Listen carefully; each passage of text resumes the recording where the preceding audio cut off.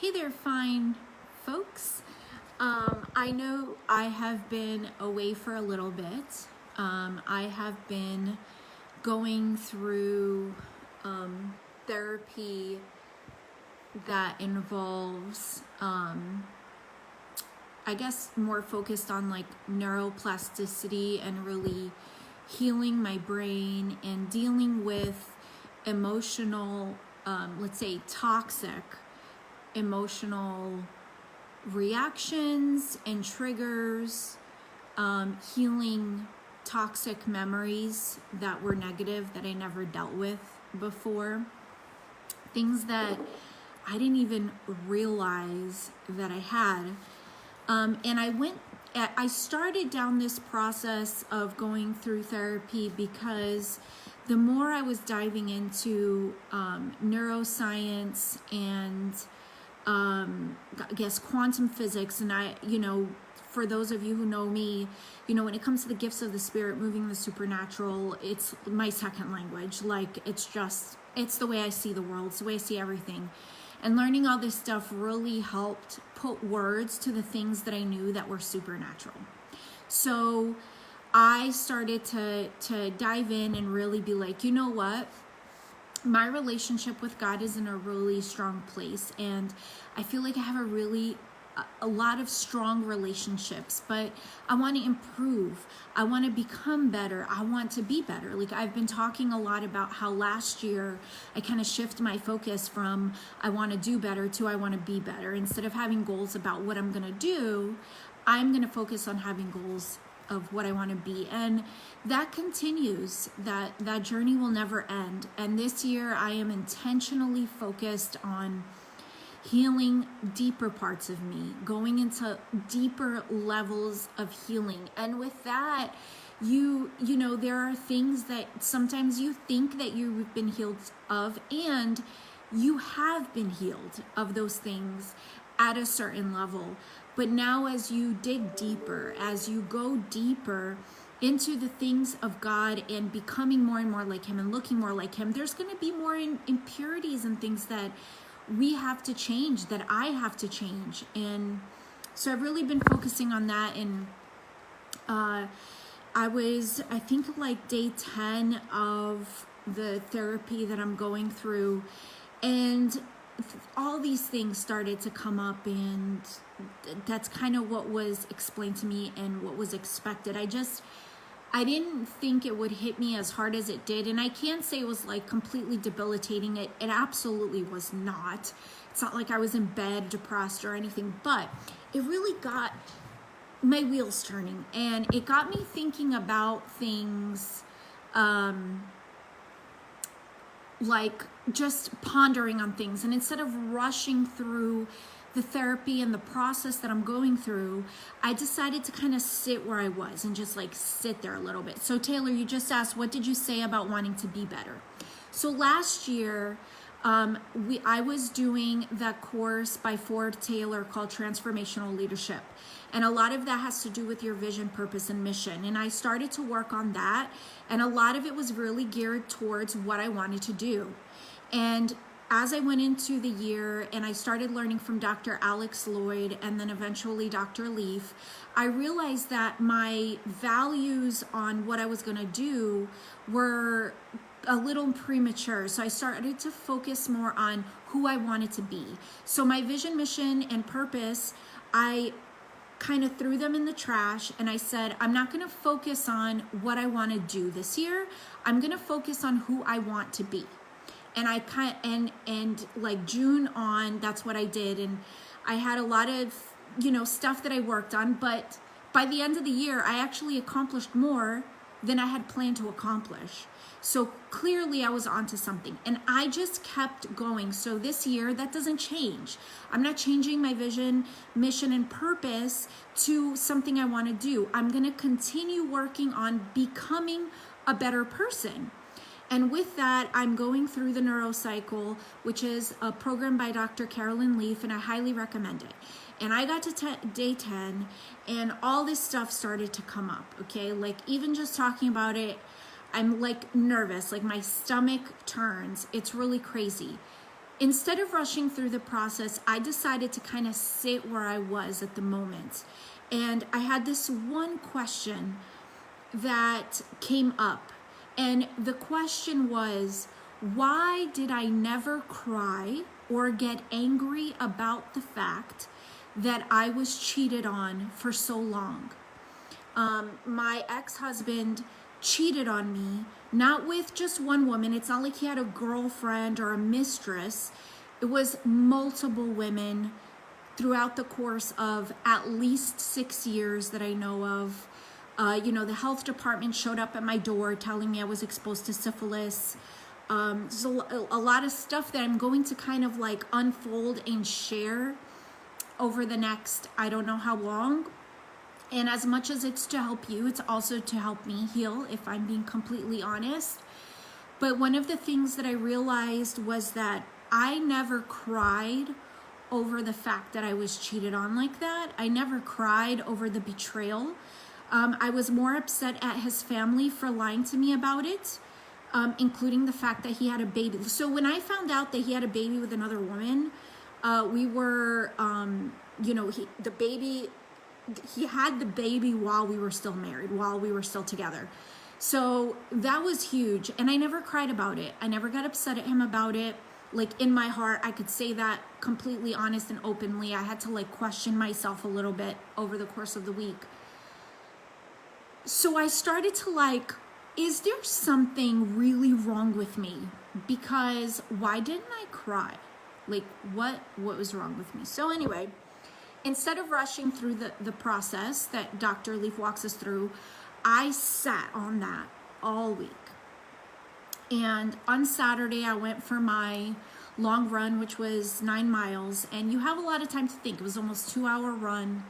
And I intentionally set out, okay, I'm gonna think, I'm gonna heal, I'm gonna, whatever. So I have conversation with God while I'm on the run. And I realized why I didn't cry and why I didn't get upset. And one of the things that I realized was that it's okay that I didn't cry and I didn't get upset, and there's a reason for that. And I'm not going to share that right now because I feel like it may be a little bit misunderstood at this point in time. I'm definitely going to unfold my story over time. Because I really do think that it's a story that so many women go through, and we always think that we're alone. Plus, it's a story that causes us to feel shame, because if I'm being completely honest, I was more upset about being made a fool of than I was about the betrayal. I felt like a fool, an utter fool. After so many years and knowing, like I instinctively knew I had caught him in so many different things. And when I share it with you guys, you're going to be like, Andrea, what in the heck was wrong with you? Like, why did you deal with that? But I just know that so many women do the same thing, and they're criticized and they're judged for it. And people make them feel like, what's wrong with you? And I know that it's so easy to say that, but as someone who's gone through it, I can tell you that you kind of just do whatever you have to do to get through it. Like you really do. And women who are going through this, they need a lot of compassion, and they need a lot of they just need someone, because it's very scary, especially if you're like in a church and in your mind or in their mind, divorce is completely out of the question. Because to me, one of the major reasons, I would say like 75% of the reason that I stayed in as long as I did for 12 years, I was in an abusive relationship that then turned into at least 6 years of adultery, was because of this thought: I can't get divorced. I need to be submissive. He's the head of my household. I have to follow his lead. And there's thoughts about that, and I'm going to unfold that whole process. I have not talked about this publicly. I have never had any desire to throw anyone under the bus. I don't have any communication with my ex, I have no desire to have communication with him. I have no desire to impact his relationships. As a matter of fact, I can wholeheartedly say that my desire is that he move on and that he find someone who can love him and that he can love well, and that he can learn how to love well. Clearly, when we were together, there was something broken and he didn't know how to do that. So, you know, I struggle because people till today tell me that I make excuses for him and all this stuff and whatever. And I don't know if I do. But what I know is that he's a very broken, was and potentially still is a very broken individual. And I was a very insecure individual with a lot of issues myself. And it breeded this really toxic environment. And yeah, so I endured a lot of things. So for the last week, I've had this thought of, okay, why didn't I cry? Why did I not get upset about him cheating? And I can honestly say that. I mean, you can ask some of the closest people were with me during that time, and even my husband. I just never got upset that he cheated on me. Like, I never cried about it, never bothered me. There's a lot of other things that he did that really ticked me off way more than that. And there's a reason for that God revealed to me while I was on my run on Saturday. What I wanted to share on this video, because this is going to be like one of many, so I'm going to kind of develop this story because there was a lot of years, and also a lot of years has passed, and I've grown a lot in the last 7 years since I had him leave, since I left. I've grown a lot as a person, as an individual. I have really found myself because of God. Knowing who God is has become paramount to me finding myself. It is impossible for any person to find themselves without knowing who God is. If you don't really know who God is, you will never find yourself. You will always struggle to find any kind of self-worth, self-love. You know, you will never understand God's love for you as a person if you don't know God. And I had the amazing opportunity to have God expose himself to me in the year 2016 in the fall as love. And it completely changed my life. And it changed me that day, and it's continued to change me over time. And I continue to grow. And part of me never shared this story for a lot of different reasons. And one of them was really because I always felt like, I'm sorry, I really don't want to get emotional. One of the reasons is because I always felt like I wasn't good enough and I failed and there was something wrong with me. And that's part of what breeded this toxic relationship, because I allowed things to happen, because I always felt like, I guess subconsciously, I deserved it, because I just wasn't worthy. I was convinced I was a boring person. I was convinced that I was naive, and I was too nice, and I was this little Christian girl. All things that were told to me by my ex-husband constantly and his sister. And that people stepped on me because I was too nice. But also constantly feeling like I wasn't good enough. Like there was always something wrong with me. And I'll be honest, going through the therapy I'm going through now, that's exactly the thought that I'm trying to break down, because I know that that thought doesn't come from God. I know that I do belong. I know that I am qualified, and I know that I'm good enough in his eyes. I know that because I know God now. So this thought is a red flag to me. Why am I always constantly fighting with this thought that I'm not good enough, that I'm not qualified? I'm not qualified to teach. I'm not qualified to preach. I'm not qualified to be a leader, you know, whatever. Whether someone tells me something or not, it's that thought. It's always in my head. I don't know if anyone can relate, but it's just there. And I've been fighting with it. So as I learned about this, I was like, okay, this is what I'm going to tackle. I'm going to break down this belief in my head, and I believe it for some reason, and I started going after it.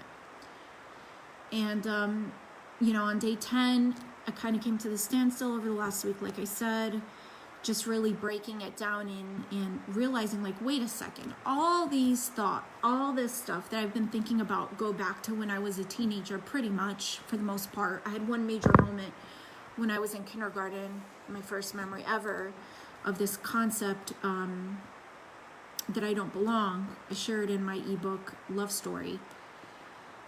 But then a lot of it was when I was a teenager, kind of impacted me. And I was like, wait a sec, there's something so weird. Like, I spent 12 years married to this abusive person who cheated on me for at least 6 years that I know of.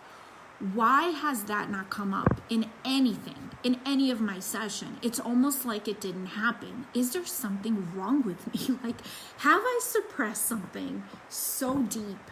And is it causing severe problems? So I sat on it. Like I said, when I went running on Saturday, I wasn't kind of praying, like I was praying. I was talking to God about it and really just trying to, like, okay, what's happening? And God revealed something to me that morning.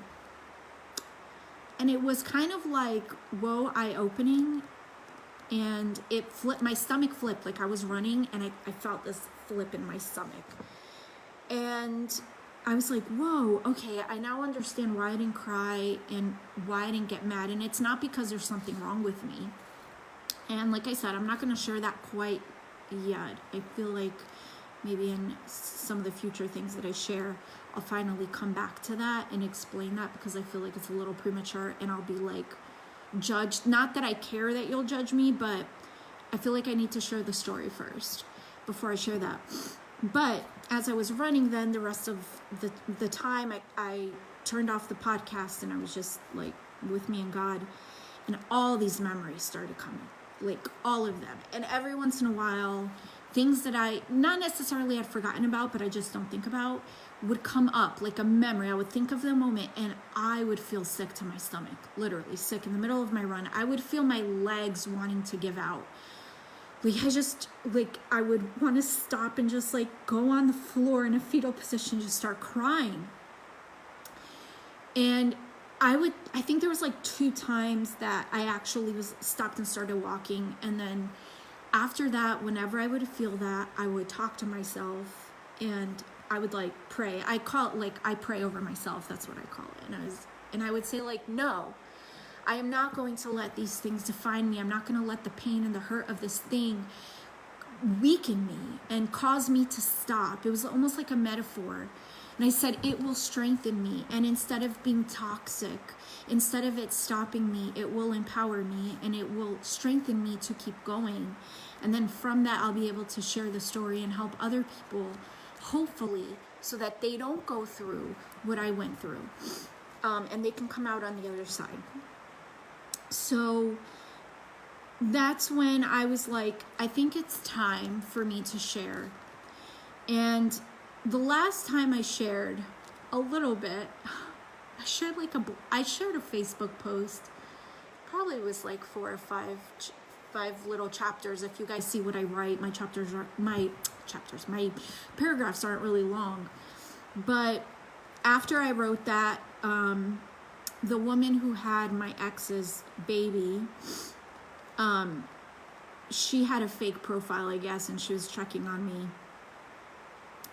And I still don't know why, because I don't have any contact with my ex. We have no friends in common. Like, it's not like we were in the same circle.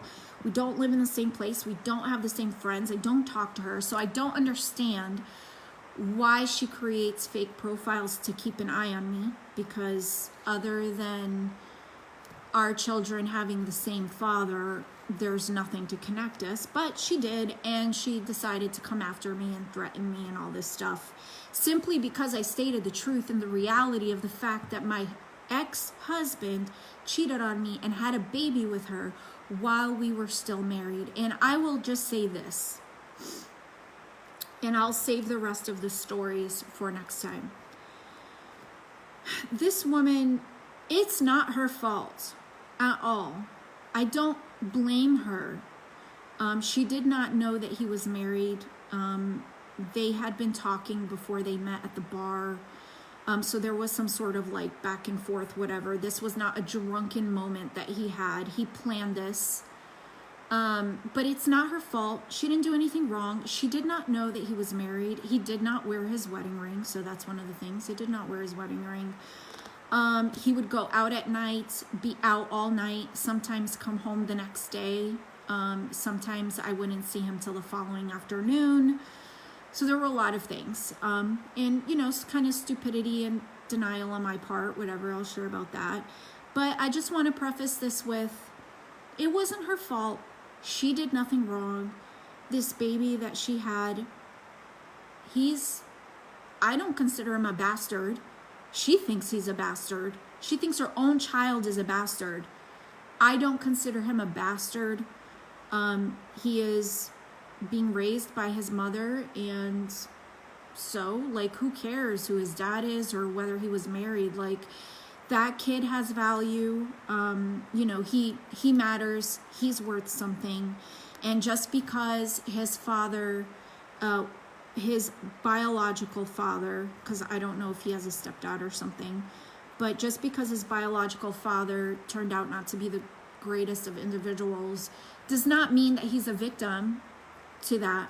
Just like my daughters are not victims to their genetics on their father's side, just as they're not victims to my side either, for that matter.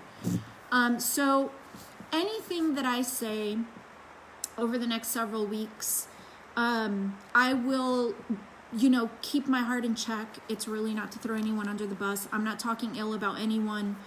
Like I said, this woman who had my ex's baby while we were still married, it's not her fault. She didn't know he was married. When she found out, she confronted him. And when she confronted him, he lied to her and told her that I knew about the baby and had tried to kill myself and actually was in the hospital because I tried to kill myself. Now, the side note is that her father had just committed suicide a couple months before that. So he totally manipulated her and her weakness and appealed to that by telling her that I tried to kill myself and was in the hospital over her and that baby. So she was under the impression that I knew about this baby for months before I even found out about the baby. I found out about the baby was almost a year old by that point. So that's that side of the story. I've never shared that publicly. It's a little embarrassing, if I'm being honest. There's a lot of shame associated with it. I was not angry. I always told him that I wouldn't be surprised if a woman came knocking on my door and told me that she had his baby. But now is the day of social media, so you don't need a door. You just need Facebook. And then people contact you on Facebook and tell you, knock, knock, knock, hey, I had your husband's baby. So that's how I found out about this baby. So that was kind of the nail in the coffin to our marriage. But a lot happened before. And I'm going to share all those things. And the reason I'm going to share it is this. It culminated in him having a baby with another woman while we were in a relationship. And his family knew about it, and his family lied to my face about it. While we were on a family vacation, him swearing up and down he would never cheat on me. How crazy for anyone to cheat on me. Telling his family saying he would never cheat on me. Mind you, they all knew that there was a woman walking around in the world with his baby. It was really hard pill to swallow. The betrayal of his family, I think, hit me more. I don't think I know. It hit me more than him because I kind of suspected it. But there was a lot that led up to that. It really did. A lot of different little things that he did that I caught, and excuses that he gave that I chose to believe. I was not stupid. I chose to believe and then lived several years in denial. avoiding picking up his phone. I had no interest to look. I didn't want to know. I really didn't want to know. And I developed my life, and I let him live his life. And we basically were married, but weren't. And I want to share this because it is hard for me to see marriages that are going through the same thing. And no one says anything about it because everyone is just so worried about giving any inclination that they're counseling divorce. I am not an advocate for divorce. To me, marriage is sacred. Marriage is something like you go in, it's a covenant. Even though I went through all that abuse and I had reason to leave, biblically or not, whatever it is that you want to think, it broke me. I went through depression and anxiety, like severe anxiety for the first time in my life. Like for a month, I cried. I was in bed probably for about 2 weeks straight. The only time I got out was to walk the girls to the bus to pick them back up. I would order Domino's or order takeout. I wouldn't leave the bed. And then on the weekends, I would pull down the shades and I would just sit in my living room with my girls and I wouldn't move. And then I went to the doctor because I was scared because I couldn't stop crying. I couldn't stop crying. And that was after I made the decision that the marriage was completely done. Something was severed in the spirit. So listen, marriage is extremely sacred and people need to be careful when they decide to go into that covenant. It is not something to be played with. You should not go into it thinking, well, if it doesn't work, I'm going to get divorced. And also, you shouldn't get divorced just because of stupid reasons either. So I just want to preface that with this. And I probably will be taken out of context at any point over the next several weeks with something that I say. But, you know, in the Christianese words, okay, let me use the Christianese words right now. Let those who have ears hear what I am saying. There are so many people right now, some men, but more women go through this than men, who are in marriages and they are being destroyed by their spouse. Destroyed. They are made to feel like they are crazy. They are being cheated on and convinced that they shouldn't leave and that they have to forgive. And they're led to believe that forgiveness means staying in a marriage that you are being cheated on and abused psychologically, emotionally, and mentally. And I cannot get behind that. I really can't. I do not believe that that is in God's heart. I just can't. When the Holy Spirit told me that there would be a day that I would be leaving my relationship with my ex-husband, I didn't understand. I was confused. What are you talking about? I can't get divorced. Even with him cheating, I can't get divorced. This is what was implanted in my brain, indoctrinated. I was indoctrinated with this thought that I would have to endure any kind of abuse because that's what the Bible said.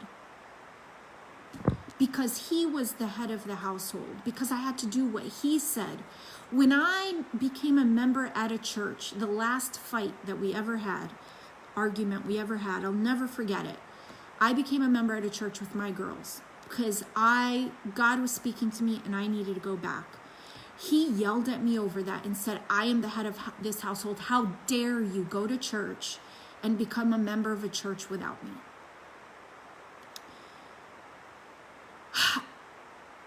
Like, at the time, I kind of was like, is he right? And I had to go to counseling. Like, I literally went to counseling over it because I didn't understand. And I'm going to explain what I've learned ever since. But I will tell you this. It is not okay to be cheated on. It is not okay for your spouse to be having indecent conversations with someone else. It is not okay for your spouse to have a best friend other than you. It just is not. It is not okay for your spouse to be going out at night and having fun and partying constantly without you. It's one thing if it's a night here or there, you know, they're going out with their buddies, or I'm going out with my lady friends. Y'all know I do that. I have ladies' night out and stuff. But I'm talking about going out, drinking and dancing without your spouse and not wanting them there and them not wanting you there. That is not okay. I do not care what the excuse is. I don't care if it was a drunken night. Cheating is not okay. And cheating is not just having sex either, may I add. Okay? So, also, if you are at a point, like I used to, no lie, I am not exaggerating at all, and God knows my heart. I used to kneel before my ex-husband crying, begging him to take me to a psychiatric ward and admit me because I was going crazy. Because he would say things and then tell me he never said it.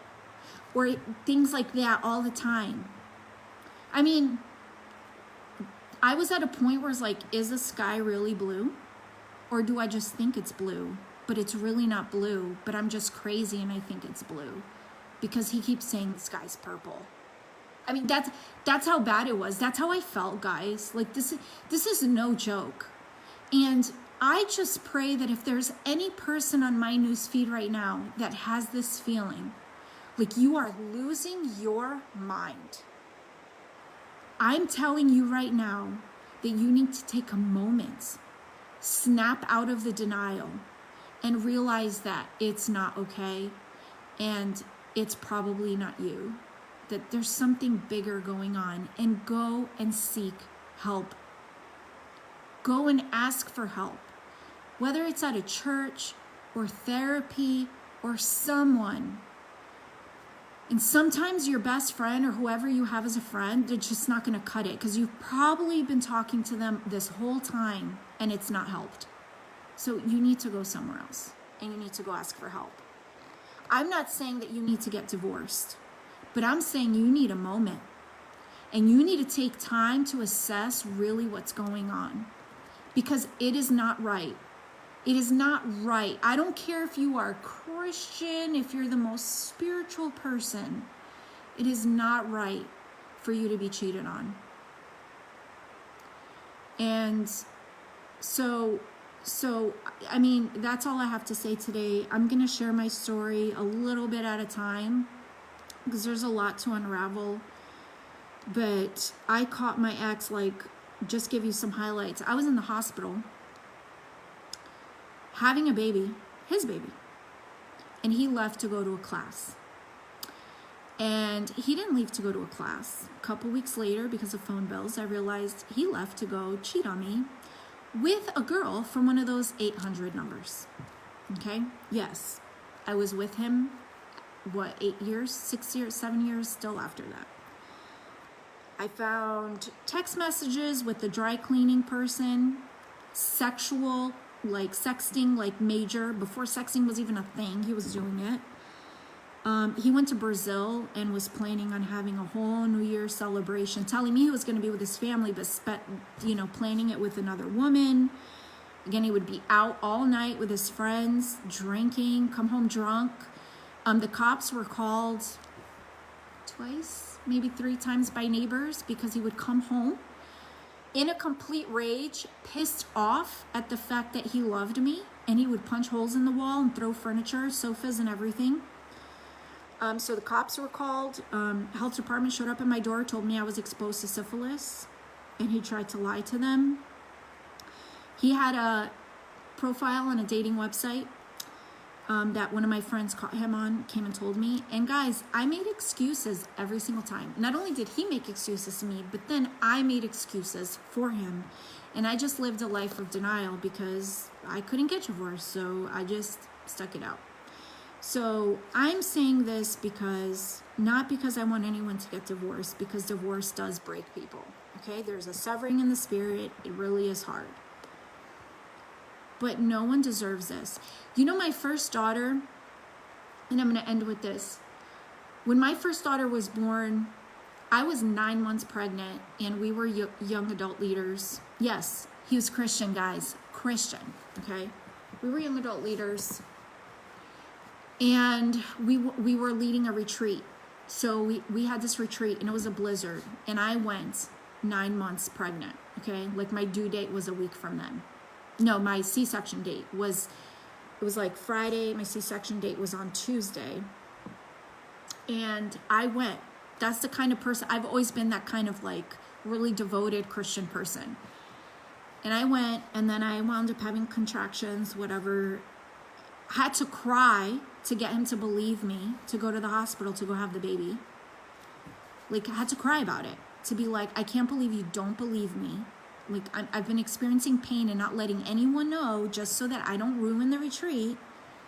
Finally went to the hospital. Had Anna at 3:15 in the morning, and he left at 6 in the morning to go preach.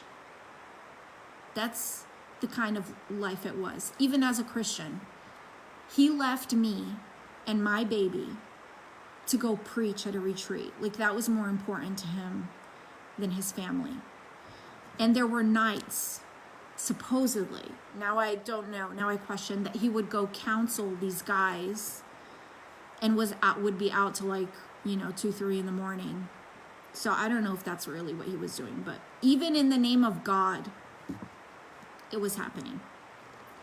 So it's hard for me. It's hard for me to, yeah, Amy, I mean, I'm so, like, labeling people is really hard for me, because I feel like we label people a lot, and it's really easy to put people in these boxes. But yeah, he definitely had narcissistic tendencies and still continues to have narcissistic tendencies. But I don't, it's kind of like I don't seek to, I had a part in it, and this is one thing that everybody who knows me is like, you still take on too much of the blame. But I'm one of those people who believes very strongly in taking personal responsibility and recognizing the role I played. Not just the role I played of like, could I have been a better wife? What could I have done better? But even the role I played in allowing it to happen. And that's one of the things that God showed me on Saturday. I really allowed a lot of it to happen, if I'm being honest. I'm not excusing his behavior, saying it, but I kind of knew, and I let it happen. So yeah. Oh, thanks, Amy. I'm glad. I mean, I posted stuff, and I've just been really vulnerable because I just wanted to help somebody. And like I said, I have no desire in causing divorce or separation. And it's one of the reasons why I don't really share about it. But I really think it's important. And I really, like, sometimes I see people in these relationships, and it breaks my heart because I don't know what to say.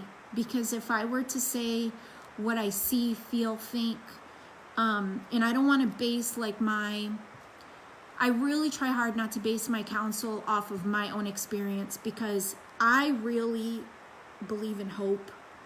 And my hope is to see people who may find themselves in a situation like I did, and they are able to reconcile. Like, I know, and I'm not going to name them publicly, but I do know a couple couples who made it out.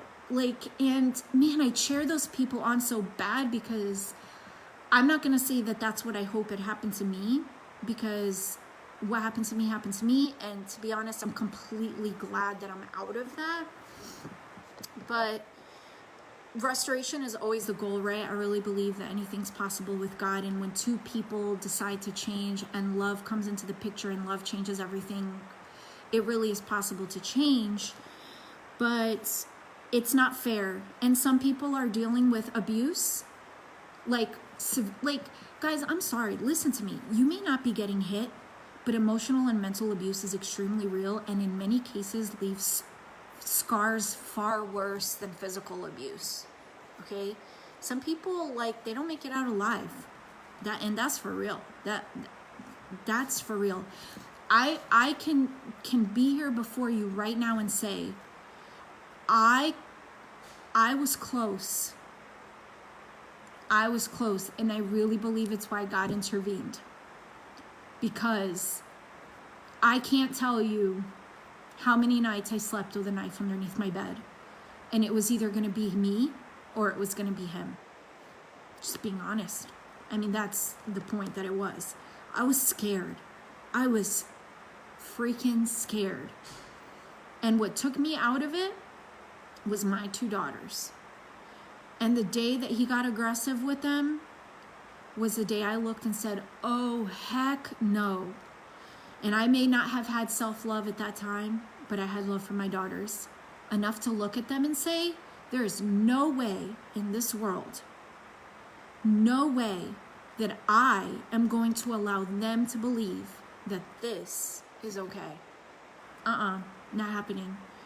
And now that my daughters are teenagers and I kind of see where they are right now, you know, over the years you question, did I do the right thing? Did I make the right decision? Am I doing the right thing? Am I making the right decisions?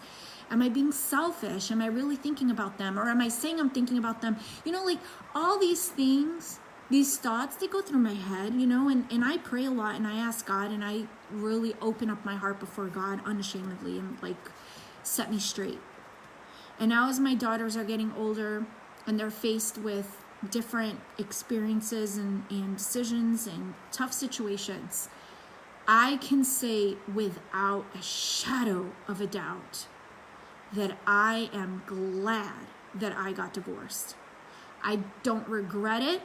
I will proudly say it. I have been ashamed because I have been told by people that I am going to hell for being married to Mike. Mike and I have been told that we are damned to hell, that we need to get divorced and go back to our previous spouses. We have been told this by Christians. And so there's always been a little bit of shame. And, you know, a lot of the people on my Facebook page, they probably don't even realize that I am divorced. And you know what? I am divorced. I am divorced and I'm glad I'm divorced. I'm glad for myself I'm divorced. And I'm glad for my daughters that I'm divorced. Because we wouldn't be where we are now. Like, it's just a reality. I look at my daughters today and I'm damn proud. And I say that unashamedly too. I am proud that I took a stand, that I took a step, that I did it, that I had the strength to step away from a life of destruction because of religious thinking. And that I gave my daughters the opportunity to break every generational curse and to walk a life of freedom where they are not victims to abuse and to toxic situations. Because if I had stayed, that would have been on me too, not just on him. Because for years I stayed. My daughters witnessed enough and they know enough. They know just enough to have experienced it themselves to know I don't want that. So I'm proud. I'm proud that I took that step. And it's not for everyone. And there's some people, they'll be able to get to the other side. They'll be able to restore their marriage and make it. But both people need to want it. Marriage is not a one side. So if you have one person fixing the relationship and the other person has no interest, I'm sorry, it's not going to work. It's just not. A relationship, two people. Two people. If you have kids, think about your kids. God gave you those kids and you have those kids and they are your responsibility. Do not teach them that abuse is okay. Do not teach them, oh, you know your father, he's just like that, just, whatever. No, that's not. Everyone deserves to be treated with respect and honor, every single person. And I was resorting to disrespect and dishonor. At the end, I disrespected and dishonored my ex a lot, okay? And it wasn't right. And I did it because I didn't know what else to do. It was like my weapon, kind of, in a way, But it wasn't right. Everyone deserves respect and honor, including my ex. And I wasn't giving it to him. And I had to fix that. I had to fix it. And my fix was I needed to walk away. I needed to walk away for him, and I needed to walk away for me. Because I'm telling you that we were on the verge of something serious going down. And it was going to be him or it was going to be me. And at least now we're both alive. So that's it. I know I said that I was gonna end a long time ago, but I just hope that this helps someone. Yeah, Amy, I mean, our kids sometimes see things, but you hope. And then my goal was always to just really reinforce with my daughters. You know, he thinks that, because I got sole custody of my kids, sole custody. It was a long battle, but he showed his true colors in court. I have a court order almost 20 pages long where the judge outlined everything. Like, it's a very amusing read, actually. Very sad. Sometimes I read it just to be reminded, because sometimes you forget things. Remember where you came from. And I got sole custody. My daughters want nothing to do with him, and he thinks that I keep them away from him. I don't. They've chosen that, not me. I have begged them to talk to him just to get him off our back, because he does stalk us and harass us. He still owes me a very, very, very, very large amount of child support. He's currently on probation, has federal charges, and for weapons and drugs, and was even charged by the military, and, you know, had to serve time for that too. So, you know, he's got a lot of issues. And my daughters just don't want it. They're like, they know. The last conversation my oldest had with him, he hung up the phone on her because she didn't ask him to stop talking bad about me. And when she did that, she was, I think she was like 10, and he hung up the phone on her. And after that, she just never wanted to talk to him again, because she said every time she talked to him, he always made her feel bad. So that's the reality of the situation. Like I said, I've never shared this publicly with people. A lot of people don't know. A lot of people are like, I never knew. I never thought, you know, everyone always thinks I have this hunky-dory life. And, you know, I still go through stuff today, and I don't share it. And I still have a life filled with joy, peace, and love. And that's why I'm so adamant about what I teach and what I preach. And because, guys, the circumstances, like, it doesn't matter. You know, what matters is what's within you and having that relationship with God. And it's that relationship with God that has gotten me to where I am today. And I will tell you 100%, and my husband, Michael, he will tell you too. Like, there are things that I've healed a lot. I had triggers, and thankfully I have a really good relationship with my husband, and he helped me work through those triggers, and I'm in a much better place than I was in the beginning. But, you know, there's things it's like, no, it's hard. Hey, Jonathan. When you tell the truth and people accuse you of blaming your son. So this is the thing. I've never really shared a lot of things publicly because I didn't want to slander and I didn't want to throw under the bus. Like I said, I don't really have mutual friends anymore. We don't have people in common. So the reality is that most of the people, if not all of the people who are watching this, don't even have a relationship with him to know him. So it's not even about that.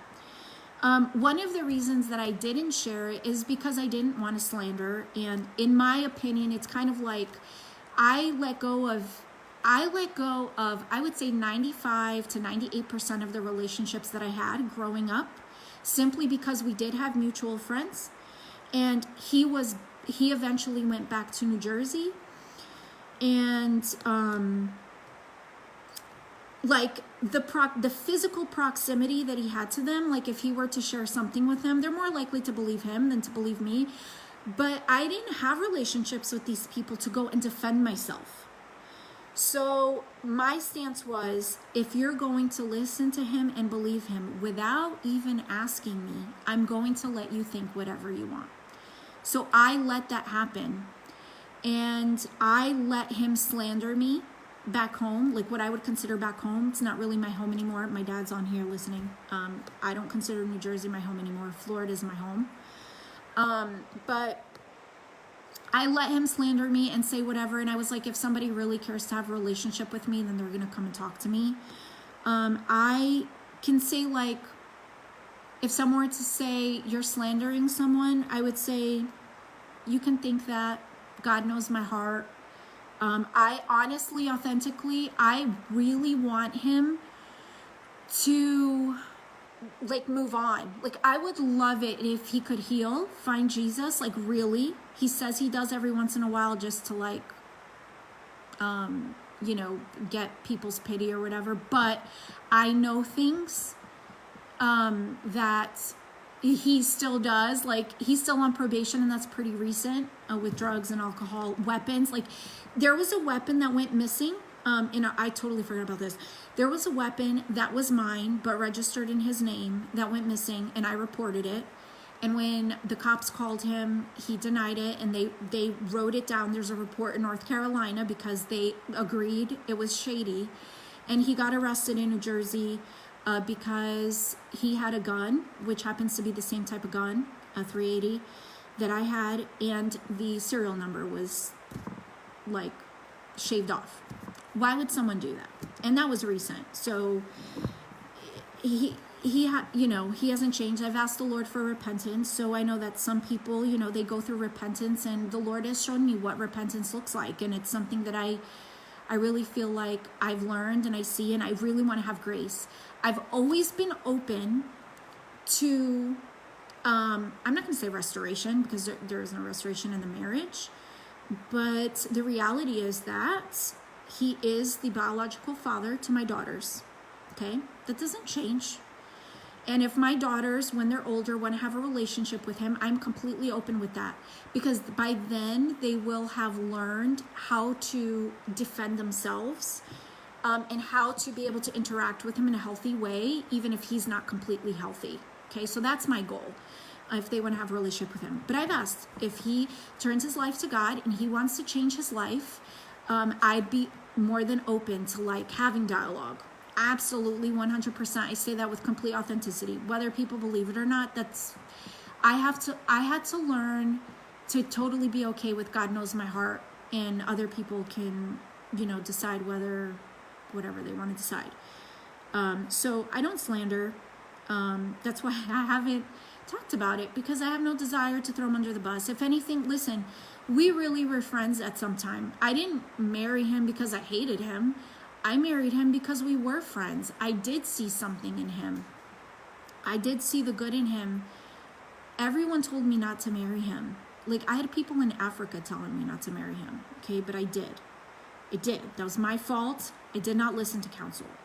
But that's because I did see something good in him. And I know that. And I stand behind it. And the day I got married to him, I felt peace. I really did.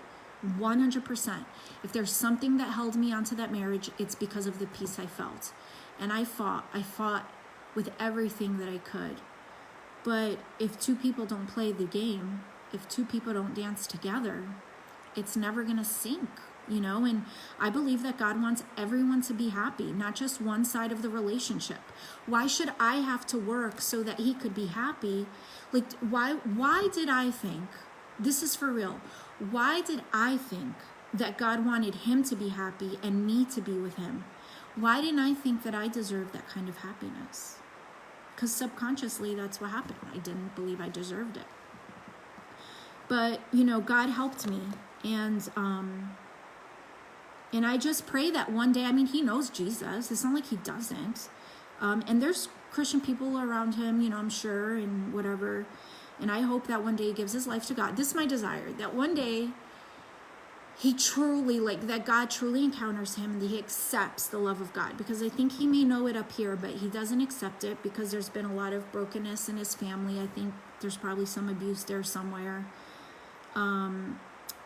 Knowing what I know now, I'm sure that he left Brazil at 15 years old, I think it was, and was living by himself in the U.S., so he pretty much raised himself, and I'm pretty sure that he went through some traumatic things during that time, too. So he was broken.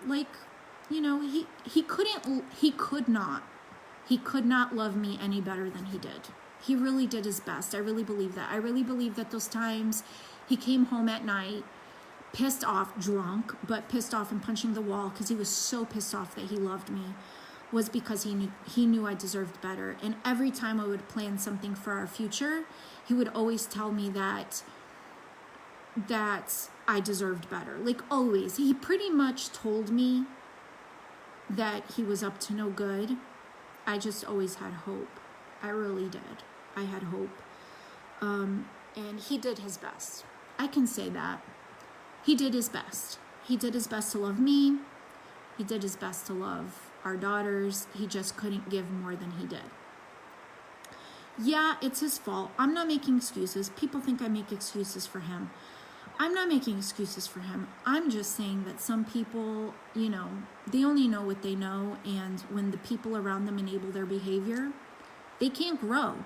And unfortunately, everyone around him enabled his behavior, including me for a time. And then when I walked away because I stopped enabling his behavior, his family just perpetuated it. And it unfortunately limits his ability to grow and to change. So he did his best. And that's what I tell my girls. Like, when this all happened, you know, I would tell them, hey, he didn't abandon you. You're not rejected. He fought for you. And to be honest, in some ways, in his little distorted ways, he still fights for them. But he just doesn't know how to love. He's a broken person, but me and the girls deserve to be loved properly. We deserve to be loved the right way. We deserve to be respected and honored. And if he's not willing to do what it takes to do that, then I'm not going to stand by and let that happen. Especially for my daughters, especially for me, because that's not what God wants. That's not what God wants. He had an opportunity to make choices, and over and over and over again, for several years, he made choices. I made choices too. And he did his best. That's all anyone can ask. You know, whatever. Sometimes people's best isn't enough. It kind of stinks. Sometimes my best isn't enough. But we have to learn and grow, and I choose to learn and grow. So that's why I'm doing this video, as hard as it is, because it's a tough story. It's embarrassing, because if I were to tell you all the stuff that I learned over the years and the excuses I made, it's embarrassing. It's just reality. It's embarrassing, especially after people told me. But I share this because I'm so sick and tired of fake church people. I say that with complete authenticity. Like, I'm so sick and tired of it. It makes me sick to my stomach. You know, the hypocrisy, the fakeness, the lack of empathy, lack of compassion, lack of understanding on both sides. Like, you know what? You want to know why I never slandered him and why I never turned against him? He needs people just as much as I need people. And he probably needs people more than I need people, because I'm much more emotionally and mentally stronger than him. That's just reality. So he needs people more than I need people. So I had a good family, a supportive family. They tell me like it is. They don't sugarcoat things. They're supportive. He doesn't have that. He has enabling people. So, you know, that's it. And to end, Jonathan, I'll answer your question, because I have to go take my daughter to gymnastics now. This went longer than I thought. Really on my run on Saturday, which is like my therapy, 9-mile run. So it really started with going through the neurocycle with Dr. Carolyn Leaf, really learning about the brain and the mind connection, and neuroplasticity, and just going through her therapy. And then I reached to day 10, started realizing all this stuff, questioning why I didn't cry about the betrayal, why I wasn't mad ever about the cheating, why that never bothered me. It was like so weird, like, man, I must be demented or something. Honestly, so I sat with that, went for a run, realized why I didn't cry, which is a whole other issue that I need to work out within myself. But then God showed me, like, this happened. Why do I keep pretending it didn't happen? Why do I keep denying that it happened? Why am I ashamed that it happened? And really, shame came into play. And there's this song, you know, that talks about how shame can go to hell. And I love that song. Shame was the first thing that came in at the fall of man. Adam and Eve sinned. The first thing that came in that I can see, and I studied, I even have books about Genesis that I want to dive into from an academic standpoint. But the first thing that I see that came in was shame. They went and they hid themselves. They didn't have to. God didn't need them to hide. God actually went after them after they hid. The first thing that came in was shame, and it was that shame that caused that feeling of separation. God didn't separate from them. They separated from God because of shame. So whenever I sense shame, I'm like, oh man, I gotta like kick this thing out. And that's what happened. Saturday, I realized there was a lot of shame associated with my story.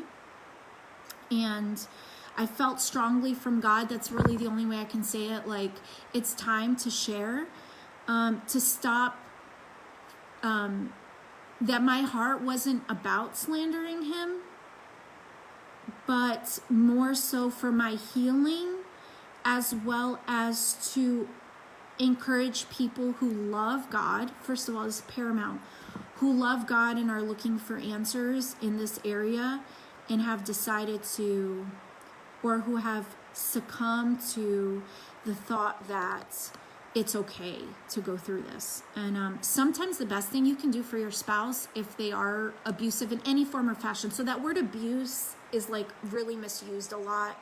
So it's hard for me to use that word sometimes, because some people claim abuse when there is no abuse. So it's kind of hard, kind of have to elaborate that word a little bit. But sometimes the only way to stop it and to help that person who is abusing them is to stand up, is to say something.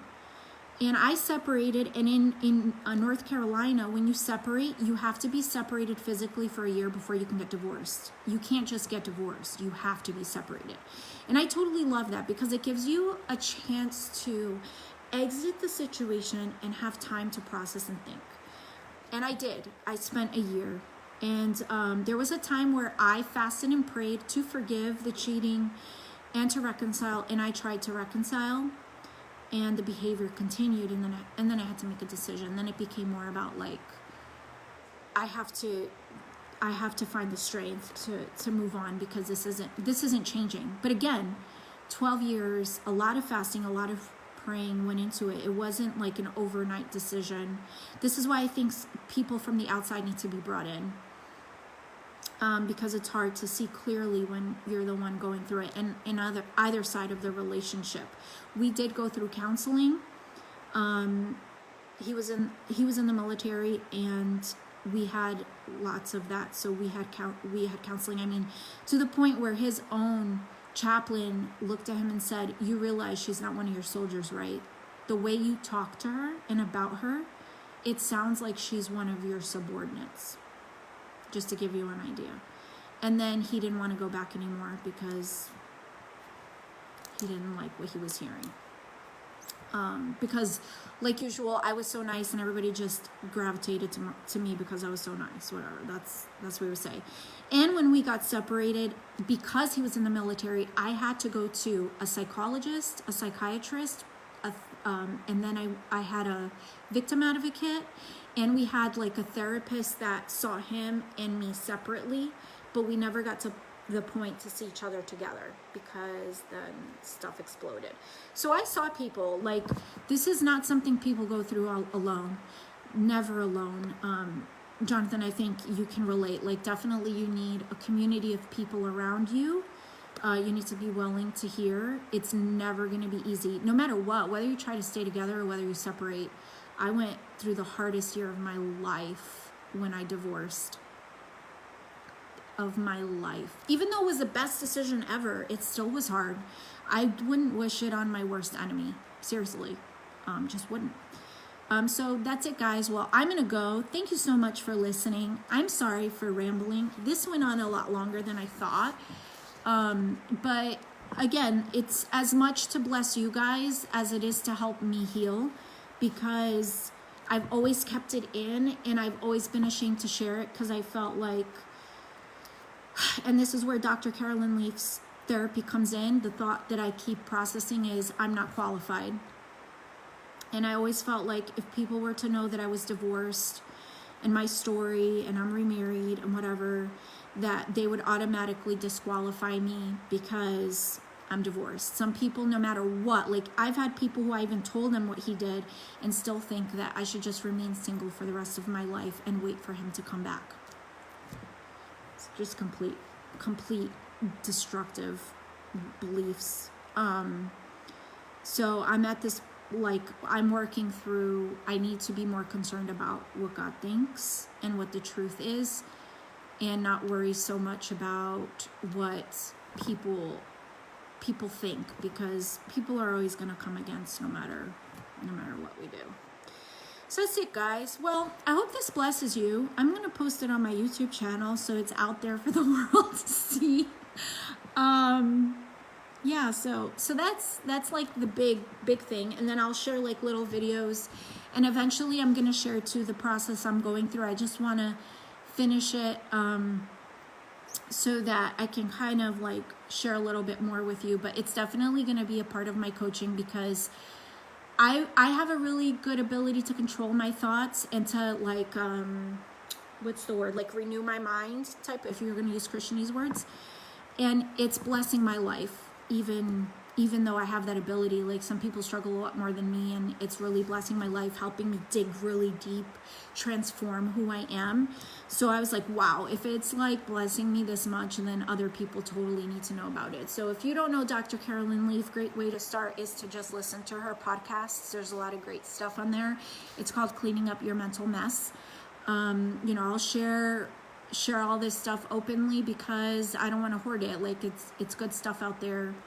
And if what you've been doing hasn't been working, try something different. Because I'm telling you, affirmations, repeating Bible verses, spewing all that stuff, positive thinking, yada yada, blah blah blah, that's the kind of stuff we're taught doesn't work. Okay, so if you found that it doesn't work for you, what's the harm in trying something different? So check out Dr. Carolyn Leaf. She has different books. They're kind of really academic in nature, so maybe hard, but the podcasts are really relatable, easy to understand. So that's it. Stay tuned. I'll be back for more embarrassing stories about stupid stuff that I went through in my past. But hopefully it helps us all. Like, we're on this journey together, guys. I want to be authentic. When I say that, I'm not being fake. Like, I'm being real. Be authentic, and if somebody doesn't like it, well, I can't do anything about that. I can only, work on myself. So thank you all for watching, and I will talk to you next time. Bye.